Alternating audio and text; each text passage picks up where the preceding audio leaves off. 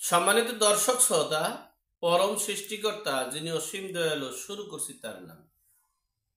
আজকের বিষয় এই বঙ্গবন্ধুর ৩২ নম্বর যে বিজড়িত জাদুঘর, এই জাদুঘরকে ভেঙে চুরমার করে লুটপাট করা হয়েছে। সেজন্যই চরম খেসারত দিতে হবে এই ফ্যাসিস্ট ডক্টর মোহাম্মদ ইউনূসের। সে বিষয়ে সংক্ষেপে আপনাদের সাথে শেয়ার করছি। দেখেন, এই বঙ্গবন্ধু যে বাড়িটা ৩২ নম্বর বাড়িটা, এটা কিন্তু শেখ হাসিনারও বাড়ি না, বঙ্গবন্ধু নিজের বাড়ি হিসেবে এখন না, এটা ট্রাস্ট, এটা সরকারের বাড়ি। এই বাড়িটা স্মৃতি বিজড়িত 1971 সালের মহান মুক্তিযুদ্ধে এই বাড়ির থেকে নেতৃত্ব দিয়ে দেশের যুদ্ধে অংশগ্রহণ করে দেশটাকে রক্ষা করেছেন। এই ৩২ নম্বর বাড়িটা যে গতকালকে ভেঙে চুরমার করা হয়েছে, এটার জন্য এই ফ্যাসিবাদী হিসাবে, নাৎসিবাদী হিসাবে, জঙ্গিবাদী হিসাবে রূপ নিতে যাচ্ছে ডক্টর মোহাম্মদ ইউনূসকে। এখানে ডক্টর মোহাম্মদ ইউনূসের নেতৃত্বে যে অন্তর্বর্তীকালীন সরকার উপদেষ্টা গঠন করা হয়েছে, এই দায়ভার কিন্তু তাদের না, ডক্টর মোহাম্মদ ইউনূসের। এই ৩২ নম্বর বাড়িটি প্লাস গতকালকে অর্থাৎ ৫ই নভেম্বর যে ধ্বংসযজ্ঞ লীলা হয়েছে, এটা যদি ৫ই আগস্ট, ৬ই আগস্ট, ৭ই আগস্ট অর্থাৎ এই ৩ দিন কোনো সরকার গঠন করা হয়নি, কোনো সরকার ছিল না, অন্তর্বর্তীকালীন সরকার ছিল না, দায়িত্বে কেউ ছিল না, তখন যদি ভেঙে চুরমার করা হতো তাহলে এটা নিয়ে ওই রকমের ক্রিয়া প্রতিক্রিয়া হতো না। যেখানে শেখ হাসিনা যে বক্তব্য দেওয়ার কথা বলছে, সেই বক্তব্যকে কেন্দ্র করে আপনারা যে ধ্বংসযজ্ঞ লীলা, যে ভাঙচুর, রাষ্ট্রীয় সম্পদ নষ্ট, এবং এই যে যেখানে সেনাবাহিনী পরোক্ষভাবে এই অন্তর্বর্তীকালীন সরকারকে পরিচালনা করছে, যেখানে সেনাবাহিনী গিয়ে আমরা যেটা ভিডিওতে দেখলাম, আমাদের দেখাটা ভুল হতে পারে, দেখলাম তারা গিয়ে আরো মনে হচ্ছে যে তারা আরো উৎসাহ দিয়ে এই ছাত্রদেরকে রেখে তারা ওখান থেকে চলে গেছে, অর্থাৎ তারা দেখতে গেছে যে কতদূর ভাঙা হয়েছে। কারণ এই সেনাবাহিনীর মধ্যে কিছু অংশ, সকলের না, এই বঙ্গবন্ধুর যে শেখ মুজিবুরের যে মোরাল, যে ভাস্কর্য, যে মূর্তি, এগুলো ভেঙে চুরমার করে দেওয়া হয়েছিল, তারা করেছে। যাই হোক, এই যে ৩২ নম্বর বাড়িটি খুলনার বাড়ি, শেখ পরিবারের অনেকের বাড়িগুলো ভেঙে চুরমার করে দেওয়া হয়েছে। এটা এই অন্তর্বর্তীকালীন সরকারের দায় নিতে হবে। সময়ের ব্যবধানে জাতিসংঘ, পশ্চিমা রাষ্ট্র সহ বিশ্বের সকল রাষ্ট্রগুলো এই দায়ভার নেওয়ার জন্য প্রেসার কিক করবে।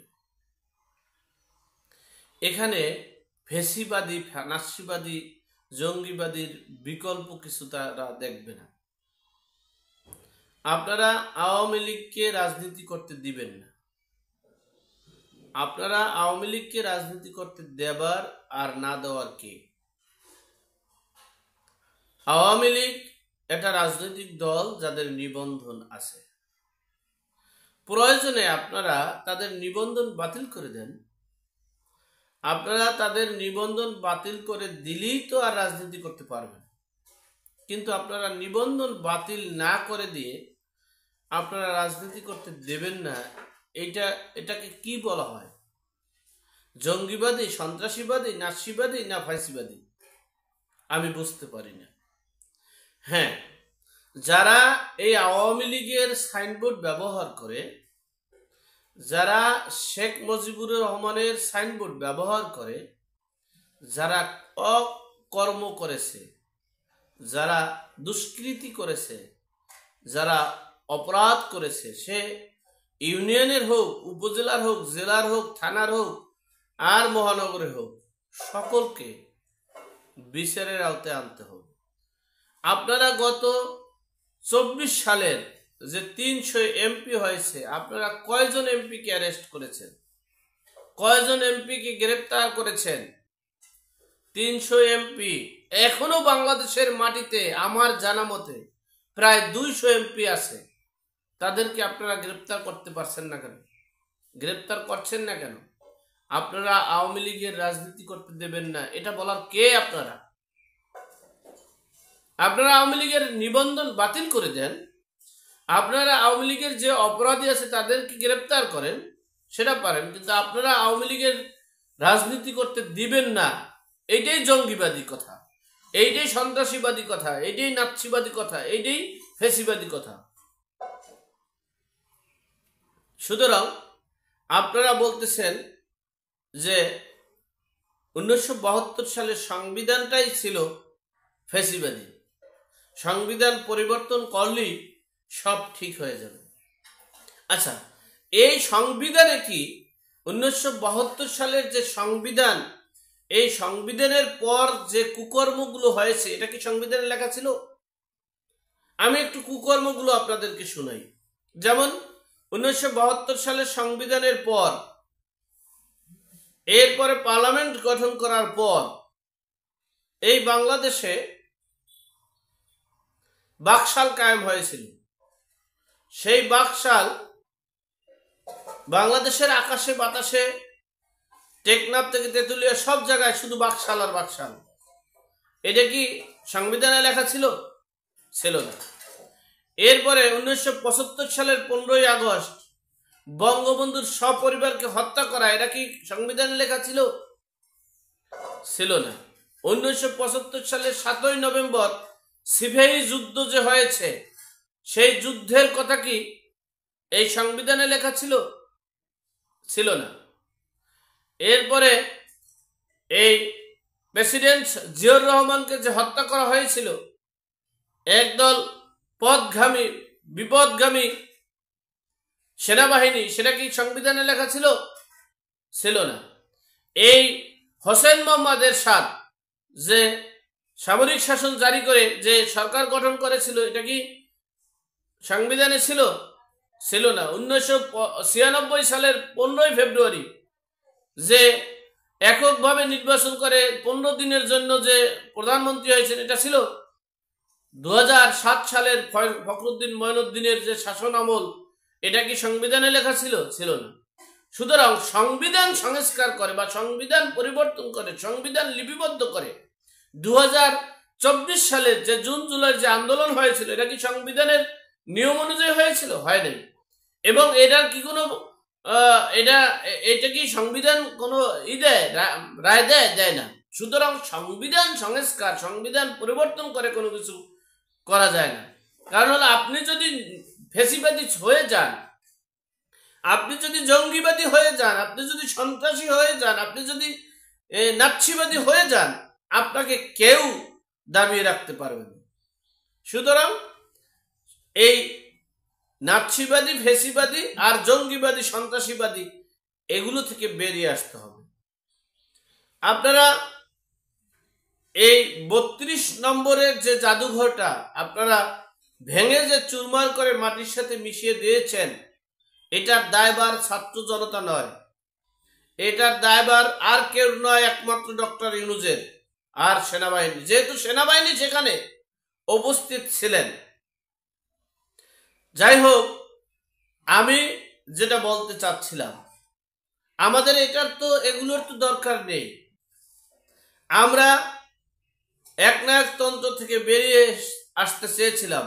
এখন দেখি একনায়কতন্ত্র না, এখন শুধু হলো জঙ্গিতন্ত্র। আমরা একনায়কতন্ত্র থেকে বেরিয়ে আসতে চেয়েছিলাম, আমরা পরিবারতন্ত্র থেকে বেরিয়ে আসতে চেয়েছিলাম, কিন্তু এখন হলো নাৎসিবাদী তন্ত্র এখন জঙ্গিবাদী তন্ত্রে রূপান্তরিত হয়েছে, এখন ধ্বংস স্তূপ তন্ত্রে রূপান্তরিত হয়েছে, এখন নির্বিচারে হত্যা করা হয়েছে। এটার জন্য তো এই জুন জুলাইয়ের ছাত্ররা জীবন দেয়নি। এই দেশে একটা ধ্বংস স্তূপে পরিণত করার জন্য তো এই দেশে সেই জন্য তো মানুষ ঝাঁপিয়ে পড়েনি। সুতরাং আমরা এদেশের জনগণ আপনাদের কাছে কি প্রত্যাশা করে সেদিকে লক্ষ্য রাখুন। আর একটা বিষয় আমি বারবার বলেছিলাম, এই আওয়ামী লীগের সভানেত্রী শেখ হাসিনাকে উদ্দেশ্য করে যে আপনি ইন্ডিয়াতে বসে দেশের সাধারণ জনগণকে আর ধুকে ধুকে মরার দিকে ধাবিত করেন না। প্রয়োজন আপনি দেশে আসেন। মৃত্যুর ভয় করে রাজনীতি করা যায় না, মৃত্যুর ভয় করে দেশের শাসন ক্ষমতা দায়িত্ব নেওয়া যায় না, মৃত্যুর ভয় করে কোনো কিছু করা যায় না। আপনার মরণ তো একদিন হবেই। সুতরাং আপনি দেশে এসে রাজনীতি করেন। আপনি দেশে নেই, আপনি ওখানে বসে ভিডিও বার্তা দেন, সেজন্য দেশের মানুষ আজকে নির্যাতিত হচ্ছে, নিপীড়িত হচ্ছে, গুম হচ্ছে, অত্যাচারিত হচ্ছে, লুটপাট হচ্ছে, মানুষের ঘুম নিন্দা হারাম হয়ে গেছে। এগুলো থেকে বন্ধ করুন। পরিবেশ করে যদি আপনি পারেন দেশে আসেন, দেশে এসে রাজনীতি করেন। আর না হলে এগুলো বন্ধ করে দেশের ধ্বংসস্তূপ থেকে বেরিয়ে আসার জন্য চেষ্টা করুন। আর আমি এই উপদেষ্টা পরিষদ এবং সমন্বয়কারী বিপ্লবী ছাত্রদেরকে বলবো, আপনারা নাৎসিবাদী হয়েন না, আপনারা ফ্যাসিবাদী হয়েন না, আপনারা জঙ্গিবাদী হয়েন না। আপনারা যে লক্ষ্য এবং উদ্দেশ্য আছে কিংস পার্টি তৈরি করবেন, সেই কিংস পার্টির দিকে মনোযোগী হন এবং মনোযোগী হয়ে সেটা প্রতিষ্ঠা করে প্রয়োজনে নির্বাচনে তাদেরকে সরকার গঠন করার ক্ষমতা যেভাবে করা যায় সেদিকে মনোযোগ দেন। কোন দলে রাজনীতি করতে পারবে না, কে রাজনীতি করতে পারবে না, এটা আপনাদের দেখার বিষয় না। আপনাদের দেখার বিষয় একটা, যারা প্রত্যক্ষ অপরাধের সাথে সম্পৃক্ত তাদেরকে বিচারের আওতায় আনতে হবে। প্রতিহিংসা পরায়ণ না, প্রতিশোধ পরায়ণ না। আর আওয়ামী লীগ করছে বা আওয়ামী লীগে ভোট দিছে এই জন্য আপনারা তাদেরকে নির্যাতন করবেন, নিপীড়ন করবেন, এই দায়িত্ব আপনাদেরকে দেওয়া হয়নি। মনে রাখবেন, সকল অপকর্মের বিচার কিন্তু বাংলার মাটিতে হবে। দুইটা ছেলে দেখছি ভিডিওতে বলেছেন যে এই 1971 সালের মহান মুক্তিযুদ্ধের নায়কের বাড়ি এভাবে ধ্বংসগ্রস্ত হয়েছে শেখ হাসিনা অপকর্মের জন্য।